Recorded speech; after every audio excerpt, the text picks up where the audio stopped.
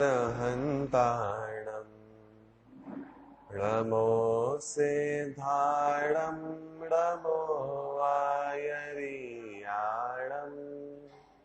नमो वज्रायाणम् नमो लोये सब साहुणम् मंगलम भगवान वीरो मंगलम गौतमोगणी मंगलम कुंद कुंदाद्यो जैन धर्मोस्तु मंगलम सर्वमंगल मांगल्यम सर्वकल्याणकारकम् प्रधानं सर्वधर्माणां जैनं जयतु शासनम् जैनं जयतु शासनम्।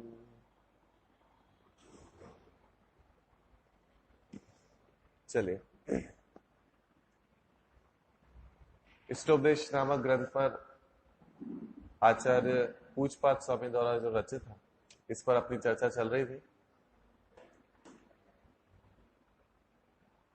क्रमशः चर्चा चलते हुए 7वें श्लोक को अपन ले रहे थे इसमें, जिसमें मूल बात क्या आई थी कि भाई साहब शिष्य को प्रश्न हुआ कि यह जो वासना मात्र है, यह जो विकल्प मात्र है, ये हमारे पकड़ में क्यों नहीं आ रहा? बराबर, ये हमारे पकड़ में क्यों नहीं आ रहा? जब इतना ही आसान है। आचार्य कह रहे हैं कि सब पर वस्तुओं में जो है अज्ञानी मोह के कारण या अज्ञानी मोह के कारण इसमें सुख बुद्धि करता है। तो शिष्य ने बस एक ही प्रश्न किया कि ये पकड़ में क्यों नहीं आ रहा? तो आचार्य ने उत्तर क्या दिया था कि भाई साहब, मोह की जो चादर से ज्ञान आवृत हो गया है, संवृत्त हो गया है, इसके कारण जो वस्तु जैसी है वैसी दिखाई नहीं देती। क्या बोला? जो वस्तु जैसी है वैसी दिखाई नहीं देती।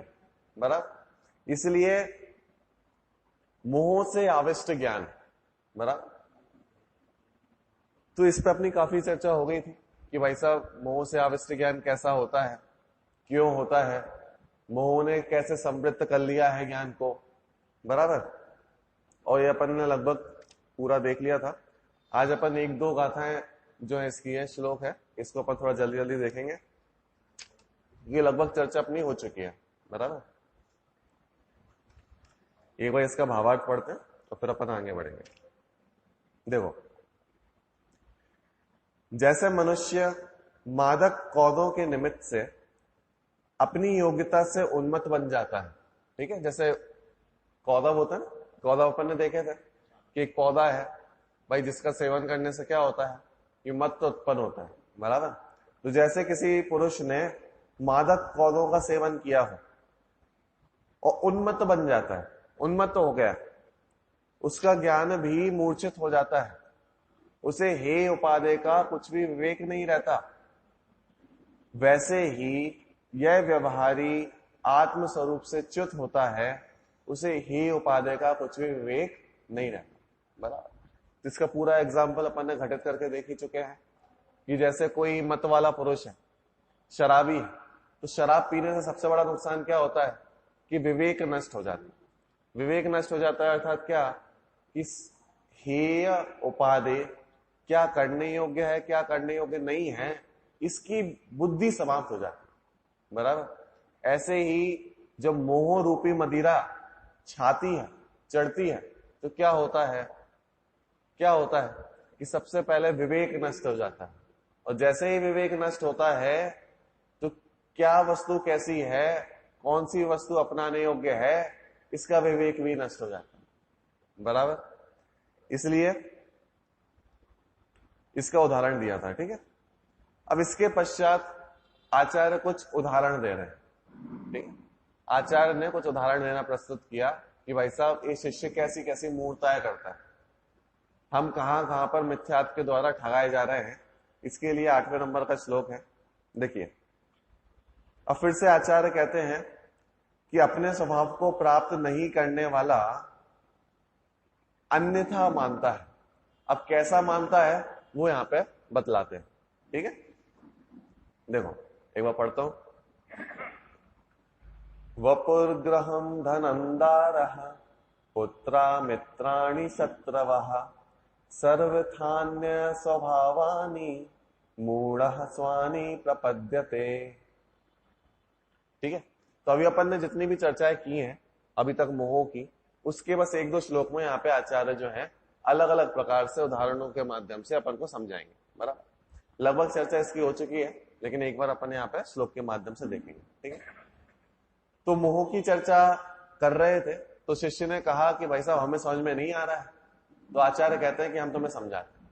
ठीक है, तो यहाँ पे 8वें नंबर का श्लोक लिखा और उसमें कहा कि भाई साहब शरीर, घर, धन, स्त्री, पुत्र, मित्र, शत्रु सर्वथा भिन्न स्वभाव वाले हैं। क्या बोला? सर्वथा भिन्न स्वभाव वाले हैं, तो भी अज्ञानी जीव उनको अपने मानता है। श्लोक का अर्थ इतना सामान्य सा है।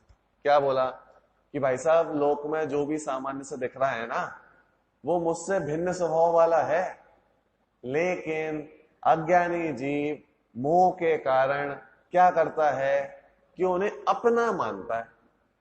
क्या बोला? अपना मानता है।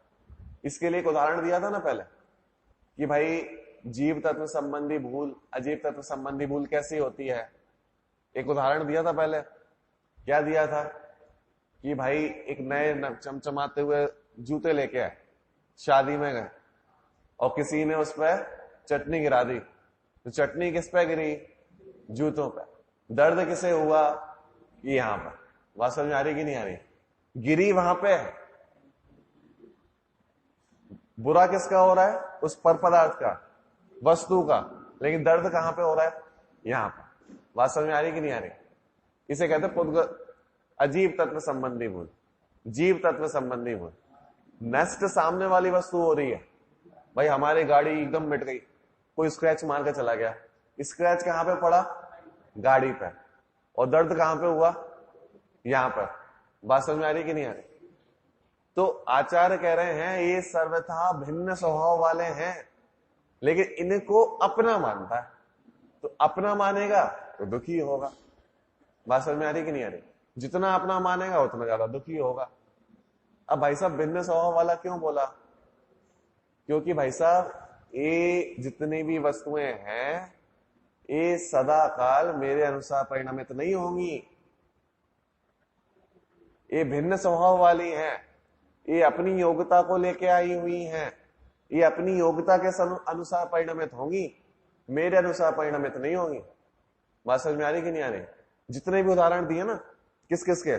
शरीर, घर, धन, स्त्री, पुत्र, मित्र, शत्रु, सारे के सारे अपनी योग्यता से परिणमित होते हैं, मेरी योग्यता से परिणमित नहीं होते। हाँ बताओ क्या लिखा? अनादि निधन वस्तुएं भिन्न भिन्न अपनी मर्यादा से परिणमन को प्राप्त होती हैं, कोई किसी के अधीन नहीं है। बताओ, सब अपने अपने अधीन परिणमित हो रही है, लेकिन हम चाहते हैं कि नहीं ये वस्तु मेरे अधीन परिणमित हो। बोलो कितने सारे उदाहरण मिल जाएंगे, कितने सारे उदाहरण मिल जाएंगे। जैसे पुत्र है, भाई पुत्र मेरे अधीन परिणमित नहीं होता। बताओ, इतिहास का एग्जाम्पल दो, कितने सारे उदाहरण हो सकता है। पहले राजा श्रेणिक का उदाहरण तो देखा ही था। भाई राजा श्रेणिक थे ना, तो राजा श्रेणिक ही थे ना जिन्हें अपने ही पुत्र ने जेल के अंदर बंद करवा दिया था। कुणिक, जो राजा कुणिक बन गया था, तो बाद में उसने अपने ही पिता को जेल के अंदर बंद करवा दिया। बोलो बात समझ में आई कि नहीं? है क्यों करवा दिया था? अब क्यों करवा दिया था तो वो तो पूरी घटना आप पढ़ लेना। हाँ, वो तो लंबी घटना है, लेकिन ये परस्पर जो बैर विरोध चल रहा है, हाँ, ये जो परस्पर बैर विरोध चल रहा है, मतलब पुत्रों की कई सारे आप उदाहरण देख सकते हो। बराबर, जैसे मित्र है, भाई हमें लगता है कि एक मित्र सदा काल हमारे साथ एक जैसा ही रहेगा, शत्रु है, शत्रु हमेशा शत्रुवत ही रहेगा, इनमें भी परिणमन हो जाता है। मित्र भी शत्रु बन जाएंगे, शत्रु भी मित्र बन जाएंगे। हाँ बताओ, अब सीता और रावण में एक तरीके से शत्रुवत अपन समझ सकते हैं, लेकिन वही सीता का जीव आकर रावण को स्वर्ग से आके संबोधित करता है। हाँ, और रामचंद्र जी को उपसर्ग करने आ गया। बताओ। हाँ बोलो, बात समझ में आ रही कि नहीं आ रही? बताओ, बात समझ में आ रही कि नहीं आ रही? कि भाई साहब ये हमारे साथ वाले मित्रगण, हमारे पति देव, ये हमसे पहले चले जाएंगे, हम कहाँ जाएंगे? नहीं, हम तो साथ साथ जाएंगे। हाँ, उपसर्ग करने आ गया। बताओ, जो मित्रवत था उस पे उपसर्ग हो रहा है, और जो शत्रु था उसको संबोधन किया जा रहा है। बोलो, बात समझ में आ रही कि नहीं आ रही? यानी मित्र सदाकाल मित्र ही रहे जरूरी नहीं, शत्रु सदाकाल शत्रु ही रहे जरूरी नहीं, परस्पर में परिणमन होने लगता है। बात समझ में आ रही कि नहीं आ रही? भर्तृहरि का नाम सुना होगा आपने। भर्तृहरि ने 3 रचनाएं की। कौन कौन सी? एक नीति शतक लिखी, एक श्रृंगार शतक लिखा, और एक वैराग्य शतक लिखा। उनका एक दोहा बहुत प्रसिद्ध है, ये संबंधों के संबंध में दोहा बहुत प्रसिद्ध है, मतलब बहुत ही प्रसिद्ध है। 3 शतक लिखे, नीति शतक, श्रृंगार शतक और वैराग्य शतक। जब वो अपने युवा काल में थे तो उन्होंने श्रृंगार शतक लिखा। कुछ टाइम बाद जब उन्होंने राजपाट संभाला और उन्होंने समझ में आ गया कि नहीं भाई साहब दुनिया ऐसे नहीं चलती, तो उन्होंने नीति शतक लिखा। और अंत में जाके जब उन्होंने एक घटना विशेष के कारण वैराग्य हो गया तो उन्होंने फिर वैराग्य शतक लिखा।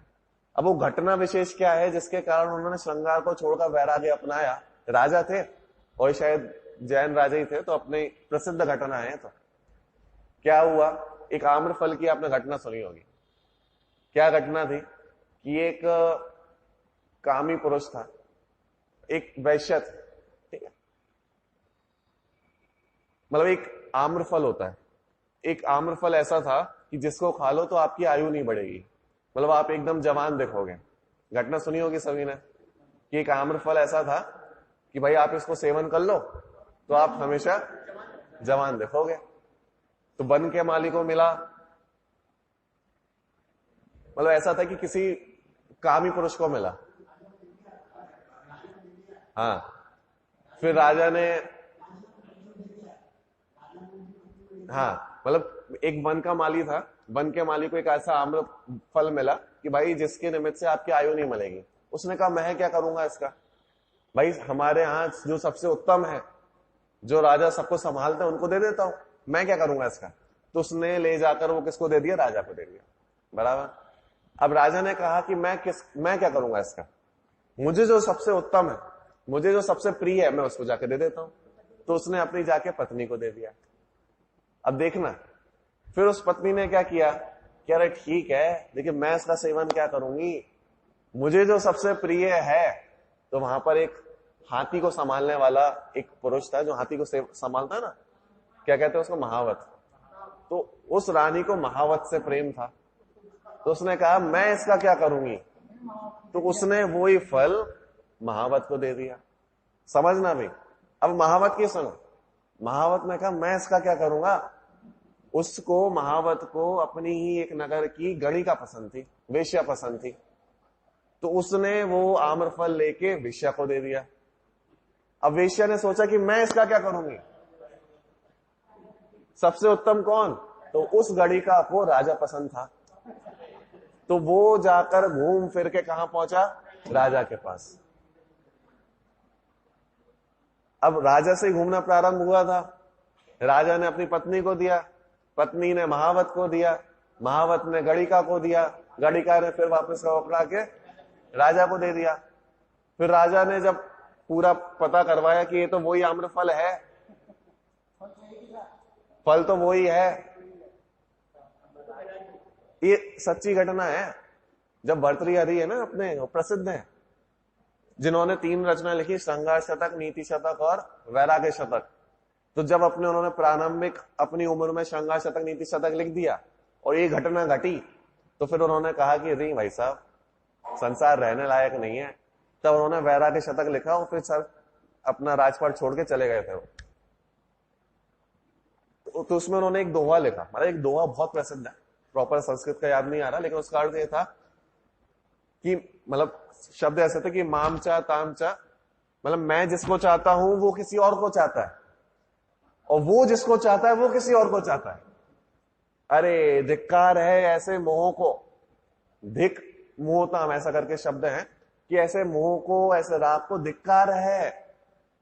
मैं जिसकी ओर लक्ष्य करता हूं वो किसी और की ओर लक्ष्य करता है, जो और वो जिसकी ओर लक्ष्य करता है वो किसी और की ओर लक्ष्य करता है। अरे ऐसे मोह को धिक्कार है। बात समझ में आ रही कि नहीं आ रही? ये क्यों बता रहा हूं कि आचार्य ने यहां पे जो लिखे ना, शरीर, ग्रह, धन, स्त्री, पुत्र, मित्र, शत्रु, अरे ये हमारी योग्यता के अनुसार परिणमित नहीं होते, वो अपनी योग्यता लेके आए हैं। जिसे जैसा परिणमन करना होगा वो वैसे ही परिणमन करेंगे, हमारी इच्छा अनुसार परिणमन नहीं करेंगे। पुत्र का दृष्टांत देख लिया अपन ने, मित्र का देख लिया, शत्रु का देख लिया, स्त्री पुरुष का देख लिया, ऐसे कई सारे उदाहरण हैं। अच्छा, हम सोचते हैं कि हम इनके लिए करेंगे, हम किसी और के लिए करेंगे। अच्छा, करणान योग में ऐसी व्यवस्था होती होगी कि हम जिसके लिए कर रहे हैं सब कुछ, तो पुण्य पाप भी बढ़ जाता होगा, पुण्य पाप भी तो शेयरिंग होती होगी कि नहीं भाई साहब, करणान योग में ऐसी व्यवस्था नहीं है। जो परिणाम जिसके द्वारा किया जाएगा फल भी उसी को प्राप्त होगा, कोई बाटा बाटी का सिस्टम नहीं है इसमें। एक बहुत प्रसिद्ध उदाहरण है इसके लिए, इस पे तो नाटक भी मंचन बहुत हुए हैं, आप लोगों ने सुना भी होगा कि एक लुटेरा था, वाल्मीकि का ही शायद उदाहरण है। वाल्मीकि जिन्होंने अपनी रामायण की रचना करी है, शायद उन्हीं के उदाहरण, डाकू थे, लुटेरे थे, मतलब उन्हीं के उदाहरण है कि किसी और का देख लेना। वो भी लुटेरे थे, लूट के लेके आते थे। बीच में उन्होंने एक बार उन्हें संत मिल गए, संत महात्मा के दर्शन हो गए, तो उन्होंने कहा कि भाई तुम्हें लूटा पाटी क्यों करते हो, कोई अच्छे काम करो, क्यों लुटेरा बन के ऐसे भ्रमते हो। तो उन्होंने कहा कि नहीं भाई साहब, करना पड़ता है, परिवार है, करना ही पड़ता है, नहीं करेंगे तो कैसे काम चलेगा। तो महात्मा ने एक बात बोली कि भाई साहब सुनो, जिनके लिए तुम करते हो ये लूट के पैसे पूरे परिवार में बांटते हो बराबर, लेकिन एक बार विचार करो, एक बार उनसे जाके पूछो कि ये लूटने का जो पाप बंद होगा वो भी क्या आपस में बांटोगे। तो उसने कहा कि नहीं भाई साहब, क्यों नहीं बांटेंगे, जब पूरा लूट का पैसा बट रहा है तो पाप भी बटेगा, पाप भी आधा आधा बटना चाहिए। तो उन्होंने कहा एक काम करो, अगर आपको लग रहा है ना इतने प्रिय हैं सबके सब, तो एक काम करो, एक नाटक करते हैं अपन, स्वांग करते हैं। क्या स्वांग करते हैं कि तुम जाओ और मरने की एक्टिंग करना कि भाई मृत हो गए और मैं पीछे से आऊंगा। तो उन्होंने वो गए, मृत्यु की एक्टिंग करी उन्होंने कि भाई प्राण चले गए, और ये पीछे पीछे गए वहां पे। तो इन्होंने बस एक बात बोली, वो पूरा नाटक है, पूरा नाटक नहीं सुना रहा हूं, मूल बात बता रहा हूं कि वो पीछे से गए और उन्होंने क्या कहा कि मैं इनको जीवित कर सकता हूं, शर्त बस ये है, एक शर्त है। क्या शर्त है कि आप में से किसी एक को अपने प्राण देने पड़ेंगे, तो मैं ट्रांसफर कर दूंगा, इनकी आयु से इनकी आयु में ट्रांसफर कर दूंगा। बात बराबर। तो सबसे पूछा गया, एक एक जो खड़े हुए थे ना, सबसे पूछा गया कि भाई जो सबसे छोटा था बच्चा, उससे पूछा गया तुम तो आयु दे दो इनको अपनी। उसने कहा कि अरे मेरी उम्र क्या हुई है अभी, मैं तो छोटा सा हूं। बड़े से पूछा गया कि भाई साहब तुम दे दो, अरे मैं नहीं होऊंगा तो अभी घर वालों को संभालेगा कौन। बात समझ में आ रही कि नहीं आ रही?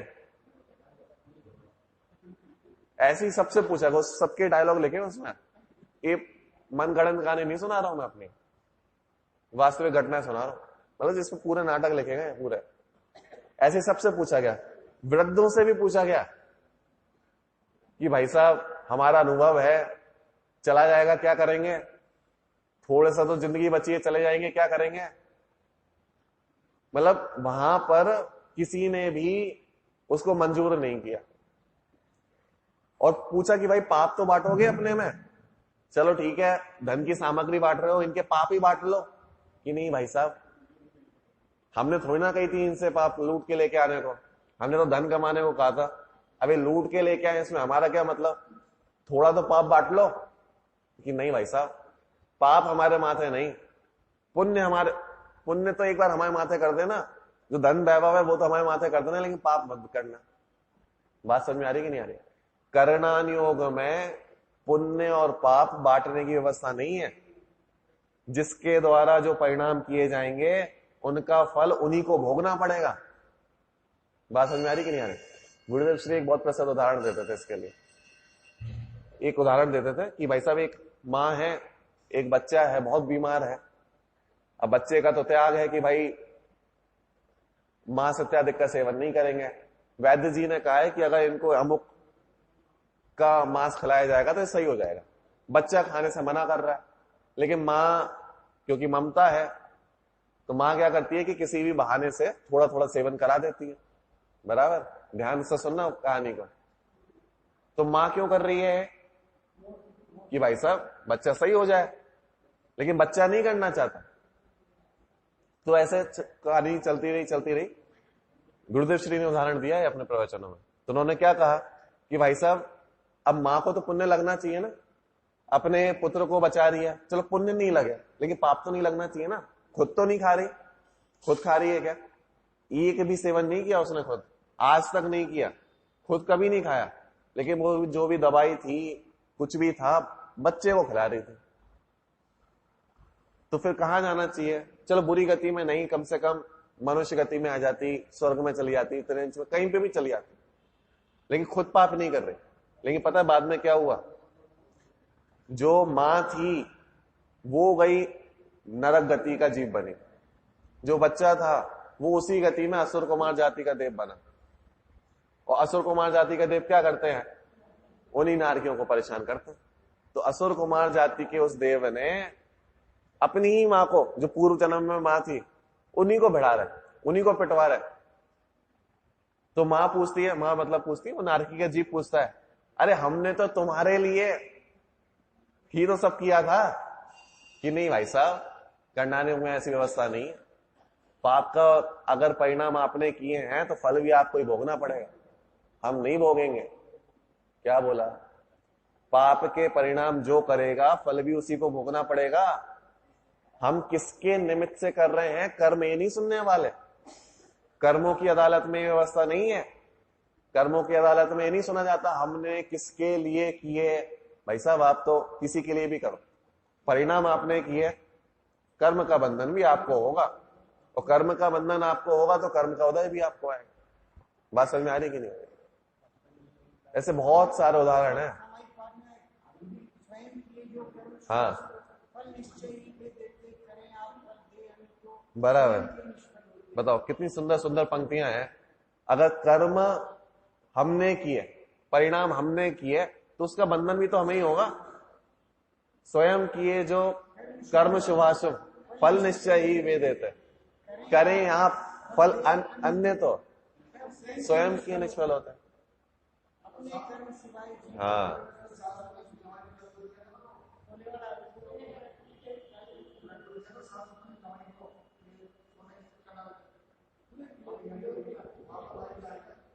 बराबर, बताओ ऐसी कितनी कितनी सारी घटनाएं, लेकिन अंत में फल किसको भोगना पड़ेगा, कि स्वयं को ही भोगना पड़ेगा। बात समझ में आ रही कि नहीं आ रही? तो यहां पर कर्मों में ऐसी व्यवस्था नहीं है कि आधा मैं आपके लिए कर रहा हूं तो थोड़ा आधा आधा बांट लेंगे। मैं दिन रात आद्र रौद्र परिणाम किसके लिए कर रहा हूं, कि भाई परिवार के लिए कर रहा हूं। तो एक बार परिवार से पूछो तो कि हमारा जो पाप पुण्य है वो भी बटेगा क्या, कि नहीं भाई साहब वो बांटने की व्यवस्था नहीं है। भाई सिंपल सी बात है कि परिणाम जो करेगा बंधन भी उसको होगा। और बंधन जिसको होगा उदय भी उसी को आएगा। उदय भी भोगने वाला, बांटने वाला कोई नहीं, याद रखना। चलो बंधन तो बांटने वाला कोई नहीं है कि मैंने पाप के परिणाम किए तो आधे आधे बांट लें। उदय भी बांटने वाला कोई नहीं है भाई साहब। मतलब क्या इसका? उदय भी बांटने वाला नहीं है कि भाई साहब एक ही परिवार हो और एक को बहुत असाता का परिणाम हो, उदय आ रहा हो, तो सामने वाला परिवार वाले बांट नहीं सकते। मतलब बांटने की योग्यता नहीं है कि चलो इनको बुखार आ रहा है, इसको बुखार आ रहा है तो भाई थोड़ा मैं ले लूं। अरे नहीं, करनानियों में व्यवस्था नहीं है इसकी। जिसने परिणाम किए हैं, जिसने बंधन किया है, उदय भी वहीं पे भोगा जाएगा। मैं चाहूं भी कि भाई साहब इनको इतना असाता का उदय है, ये तो पिछले घर चोरी हो गई थी, डाका डल गया था, मैं थोड़ी मदद कर दूं। अगर पाप का उदय है तो मदद की नहीं जा सकती। क्या बोला? की नहीं जा सकती। बोलो, बुखार आ गया हो तो बोलो कितना आप बुखार ले सकते हो? हमारे बच्चे को बुखार आ गया हो, क्या बुखार ले सकते हैं? कुछ कर सकते हैं कि नहीं भाई साहब? जब वो अपनी योग्यता से ठीक होना होगा, दवा इत्यादि के माध्यम से या फिर अपनी योग्यता से, तभी ठीक होगा। मैं सोचूं कि नहीं यार ये तो छोटा सा बच्चा है, इसके थोड़े से असाता मैं ले लेता हूं, इसका थोड़ा सा उदय मैं ले लेता हूं। व्यवस्था है क्या? थोड़ी भी व्यवस्था नहीं है। तो परिणाम के अनुसार बंधन भी स्वयं का ही होने वाला है, परिणाम के अनुसार उदय भी स्वयं का ही आने वाला है। कोई किसी का ना ले सकता है ना दे सकता है। बात समझ में आ रही कि नहीं आ रही? एक करनानियों की व्यवस्था है। इसलिए जितनी भी चीजें इसमें बोली, शरीर, घर, धन, स्त्री, पुत्र, मित्र, शत्रु, सब परिणमन को प्राप्त होने वाले हैं। बोलो शरीर, शरीर कहां साथ देता है हमारा? बोलो, चक्रवर्ती को जब कोढ़ हो गया, किस चक्रवर्ती को कोढ़ हो गया था? सनत कुमार चक्रवर्ती को। अब भाई साहब चक्रवर्ती उनके पुण्य की इतनी उत्कृष्टता होती है कि चिंतन करने से पहले वस्तु हो जाती है प्राप्त। उनके पुण्य के बारे में जो बोलते हैं ना, अतिशयकारी जो पुण्य होता है, अतिशयकारी पुण्य का मतलब क्या होता है कि हमारा पुण्य कैसा है कि एकदम तुच्छ है। क्यों तुच्छ है?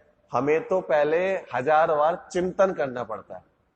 हमें कोई वस्तु खानी हो, घर में मीठा खाना हो, तो पहले तो 1000 बार चिंतन करना पड़ता है। चिंतन करने के बाद भी तय नहीं होता कि बनेगा कि नहीं बनेगा। हाँ, फिर मेहनत करनी पड़ती है उस वस्तु के लिए। मेहनत करने के बाद भी बना ली तो हमें ही मिलेगा कि नहीं मिलेगा ये भी नहीं पता। बच पाएगा कि नहीं बच पाएगा, अच्छा बनेगा कि नहीं बनेगा। बोलो कितनी चीजें। इसलिए हम कहते हैं कि हमारा पुण्य तो तुच्छ है, इतनी मेहनत करने पे मिलता है। चक्रवर्ती का पुण्य ऐसा नहीं होता। चक्रवर्ती के पुण्य के लिए कहते हैं कि इच्छा होने के पूर्व में वस्तु उपस्थित हो जाती है। मतलब उन्हें इच्छा करनी नहीं पड़ती। मतलब इच्छा का भी दुख, सामान्य दुख भी उन्हें नहीं होना पड़ेगा। ऐसा चक्रवर्ती का इच्छा के बारे में बोलते हैं, इतना अतिशयकारी होता है। भाई खीर खाने की अगर इच्छा हुई नहीं है, मानो इच्छा होने वाली हो, लेकिन पूर्व में ही पहले से कोई आ जाएगा कि नहीं भाई साहब खीर ले लो। बात समझ में आ रही कि नहीं आ रही? हमारे साथ तो कभी कभी ऐसा होता है ना कि अरे मेरे को इच्छा हो ही रही थी कि वस्तु आ गई। चलो हमारी तो इच्छा हो जाती है फिर वस्तु आती है। चक्रवर्ती के साथ क्या है? अरे इच्छा हुई नहीं कि वस्तु आ गई। हाँ, अतिशयकारी पुण्य होता है। ऐसे चक्रवर्ती के भी शरीर ने उनका साथ नहीं दिया। बात समझ में आ रही कि नहीं आ रही? शरीर क्या हो गया उनका कि कोढ़ हो गया। बोलो कितने कितने उदाहरण मिल जाएंगे। ना शरीर ने साथ दिया, ना घर, धन, स्त्री, पुत्र, मित्र, शत्रु, किसी ने साथ नहीं दिया। ऐसे ही धन का, भाई धन कितने समय तक साथ में रहने वाला? छत्र चूड़ामणि में ऐसे उन्होंने लिखा, जो रानी विजया थी, रानी विजया मतलब सत्येंद्र की वाइफ, जो अपने कथानायक है ना जीवनधर कुमार, उनके पिता और माता, तो उसमें ऐसे श्लोक लिखे बराबर। क्या लिखे श्लोक? कि भाई रानी विजया एक समय पूर्व जो वास्तव में विजया थी, अब वो पलट कर उसके पास कुछ भी नहीं बचा। मतलब ऐसे ऐसे पूरे श्लोक लगे उसमें आपको पढ़ना कि एक समय पूर्व जब, उसमें ऐसा एक श्लोक है कि एक समय पूर्व जो अपने गद्दों पर फूल के जो कंठल होते ना, पीछे का डंटल, वो भी जिसको चुभते थे, अब देखो 5 मिनट बाद शमशान की भूमि पर जो रूखी वो घास है वो भी उसको प्रिय लग रही है। ऐसे ऐसे बहुत सारे श्लोक लगे उसमें। जो पहले तो उत्तम से उत्तम भोजन, थोड़ा सा अच्छा चावल नहीं हो वो भी इसको बुरा लगता था, आज देखो अगर वो कहां पे जो रूखे पत्ते इत्यादि का भोजन कर रही है, फल इत्यादि का भोजन कर रही है। ऐसे सेम सेम श्लोक लेके वहां पे जो पहले प्रहरियों के द्वारा उठाई जाती थी, अच्छे मधुर गीतों के द्वारा उठाई जाती थी, आज जंगलों में वनचरों जंगली जीवों की आवाजों से उठती है। ऐसे ऐसे श्लोक लेके बोलो ये धन वैभव किसका सदा रहेगा, कितने समय तक रहेगा, कितने कितने उदाहरण आ सकते हैं इसमें। बात समझ में आ रही कि नहीं आ रही? इसलिए शरीर, घर, धन, स्त्री, पुत्र, मित्र, शत्रु सर्वथा भिन्न स्वभाव वाले हैं, तो भी अज्ञानी जीव उनको अपने मानता है। ये किस लिए उदाहरण दिया आचार्य ने कि भाई साहब जो पीछे चर्चा करी ना अज्ञानी की, मोह की, हाँ मोह की महिमा चल रही है, मोह के उदाहरण दिए जा रहे हैं कि कितने प्रकार से जीव मिथ्यात्व के कारण, मोह के कारण, जो मोह के द्वारा उसका ज्ञान समृद्ध हो गया है, तो पर वस्तु को यथार्थ नहीं मानता, पर वस्तु को यथार्थ समझता नहीं। तो कल भी अपन ने बहुत सारे उदाहरण दिए थे कि अगर एक बार वस्तु स्वरूप का यथार्थ निर्णय कर ले तो ये मोह रहेगा नहीं। तो यथार्थ निर्णय में अपन ने बहुत सारी चर्चा करी थी इसकी। बस एक बार यथार्थ निर्णय होना चाहिए, तो बाद में सब बात समझ में आएगी कि भाई साहब मेरे परिणाम मेरे को ही भोगने हैं, मेरे परिणाम का उदय मेरे को ही प्राप्त करना है, मेरे सहायक मैं ही हूं, मेरा सहायक अन्य नहीं बनेगा। बात समझ में आ रही कि नहीं आ रही? हम जनरली क्या करते हैं कि हम दूसरों को प्रसन्न करने के लिए कार्य करते हैं। ऐसा होता है कि नहीं होता कि भाई साहब घर मित्र इतना बड़ा है, पुत्र है, पिता है, माता है, सबके सब लोग हैं, दूसरों को प्रसन्न करने के लिए कार्य करते हैं। लेकिन एक बात ध्यान रखना, क्या कि प्रत्येक व्यक्ति अपनी राज्य की योग्यता से कार्य करता है। क्या बोला? प्रत्येक व्यक्ति अपनी राग की योग्यता से कार्य करता है। राग की योग्यता मतलब भाई उसे जितना राग होगा उस हिसाब से कार्य करेगा। हर व्यक्ति एक जैसा कार्य नहीं करता हमारे साथ, हर व्यक्ति एक जैसा व्यवहार नहीं करता। वो कैसा व्यवहार करता है?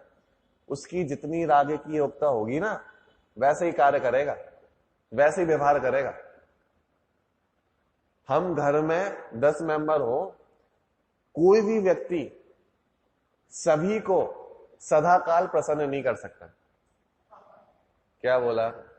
दुनिया का कोई भी व्यक्ति सभी को सदा काल प्रसन्न नहीं रख सकता। आप कोई भी कार्य कर लो, कोई भी कार्य कर लो, अगर सामने घर में 10 व्यक्ति हैं ना, आप 10 को एक साथ सदा काल प्रसन्न करके बता दो, कर ही नहीं सकते। अरे सब अपनी राग की योग्यता से व्यवहार करते हैं, परिणमन करते हैं। हम सभी को प्रसन्न सदा काल नहीं रख सकते, नहीं कर सकते।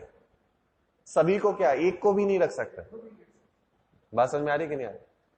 मतलब हम अपने व्यवहार से सभी को भाई सब प्रसन्न हो जाए, सबका अच्छा हो जाए, नहीं कर सकते। इसलिए पराश्रयी बुद्धि छोड़कर स्वाश्रयी होना चाहिए। क्या बोला? पराश्रयी बुद्धि छोड़कर स्वाश्रयी होना चाहिए।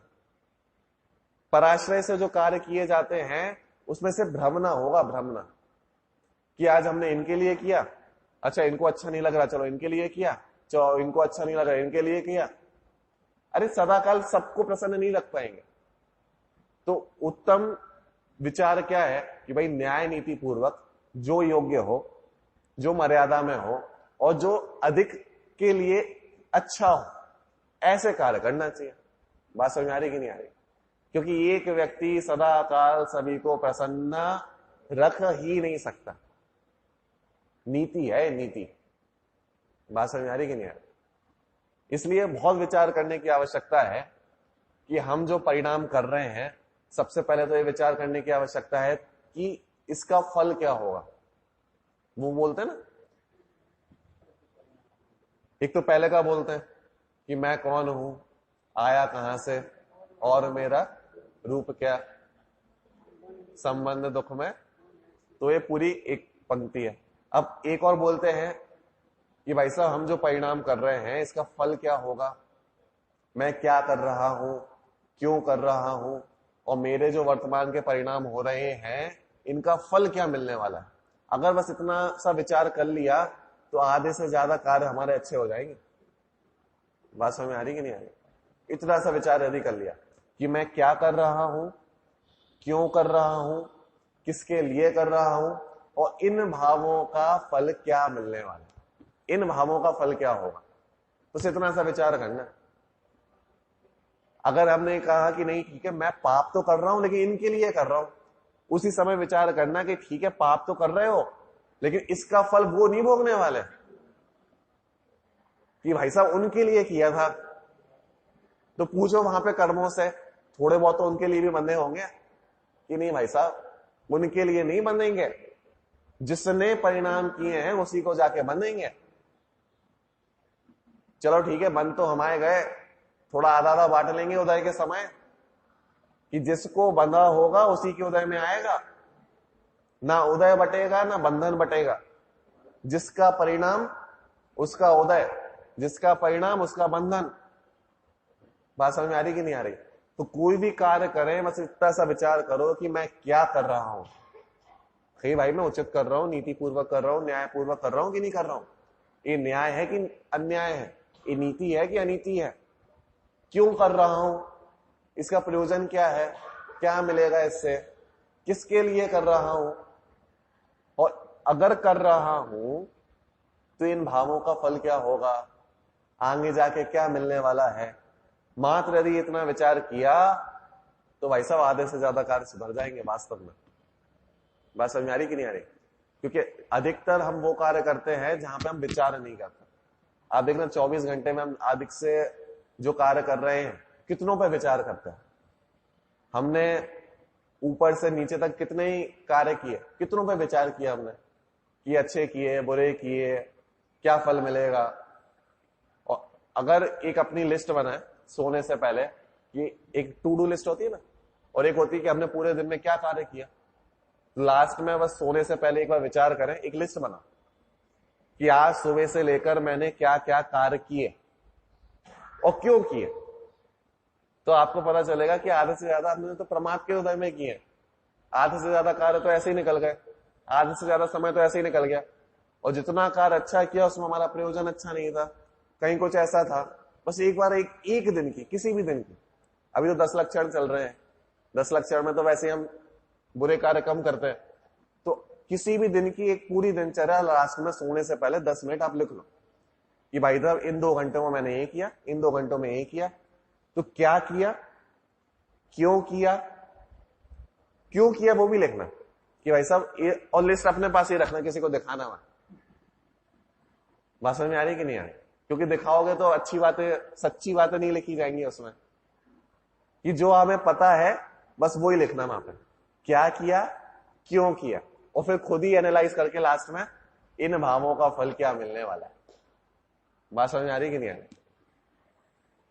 इसलिए आचार्य ने यहां पे लिखा, देखो शरीर, घर, धन, स्त्री, पुत्र, मित्र, शत्रु सर्वथा भिन्न स्वभाव वाले हैं, तो भी अज्ञानी जीव उनको अपने मानता है।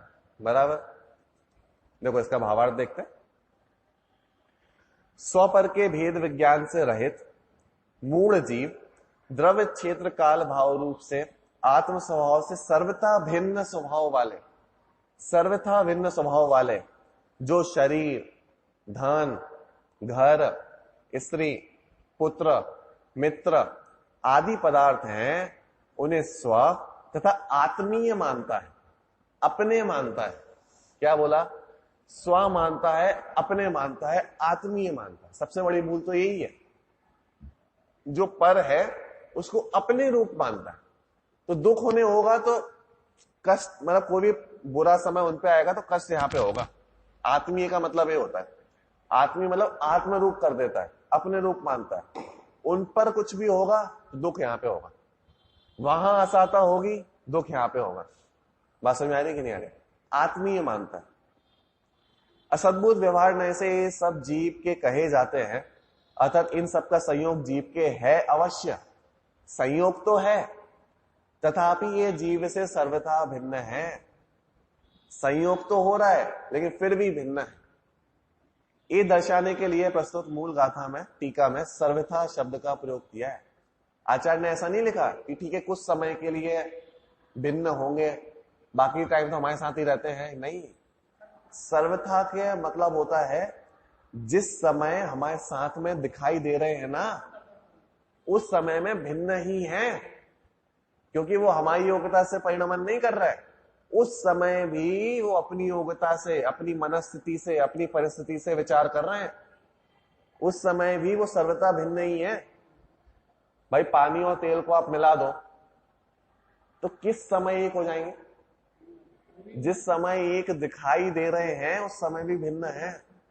ये बोल रहे हैं यहाँ पे सर्वथा। सर्वथा का अर्थ है सर्वथा, एक दिखाई देने पर भी एक नहीं है। दो व्यक्ति एक साथ हैं तो भी एक व्यक्ति अपनी योग्यता से विचार कर रहा है, एक व्यक्ति अपनी योग्यता से विचार कर रहा है। दोनों के परिणाम में एक रूपता नहीं है। सब अपनी मनस्थिति और परिस्थिति के हिसाब से विचार कर रहा है। बात समझ में आ रही कि नहीं आ रही? इसलिए सर्वथा शब्द का प्रयोग किया, सर्वथा। इस प्रकार मूढ़ जीव अपने आत्म स्वभाव से सर्वथा भिन्न स्वभाव वाले पदार्थों में आत्मबुद्धि और आत्मीय बुद्धि करके दुखी होता है। आत्मबुद्धि मतलब मैं, और आत्मीय बुद्धि मतलब मेरे। ये मैं और मेरे इस प्रकार से विचार करता है, इसलिए दुखी होता है। अज्ञानी जीव अनात्मीय भूत अर्थात आत्मीय नहीं, ऐसे स्त्री पुत्र आदि में ये मेरे हैं, और अनात्म भूत अर्थात आत्मभूत नहीं, ऐसे शरीर आदि में यह मैं हूं, ऐसा अध्यवसाय करता है, अर्थात दुखी होता है। अब इसके अगले श्लोक में ये जो बात कही ना सर्वथा, कि एक साथ रहने पर भी उसी समय भिन्न है, इसको समझाने के लिए अगले श्लोक में एक बहुत प्यारा उदाहरण देंगे। अब वो उदाहरण तो अपन कल देखेंगे, लेकिन इसी बात को समझाने के लिए बहुत प्यारा एकदम सटीक दृष्टांत दिया। क्या दिया है इसकी चर्चा अपन कल करेंगे। लेकिन मूल बात समझना कि भाई साहब जिसके परिणाम हैं, जो परिणाम है, बंधन भी वहीं पर है, उदय भी वहीं पर है। इसलिए अपने परिणामों की बहुत संभाल करने की आवश्यकता है, बराबर। तो इस प्रकार से हम अपने परिणामों की संभाल करें। अभी इसी मंगल भावना के साथ जरा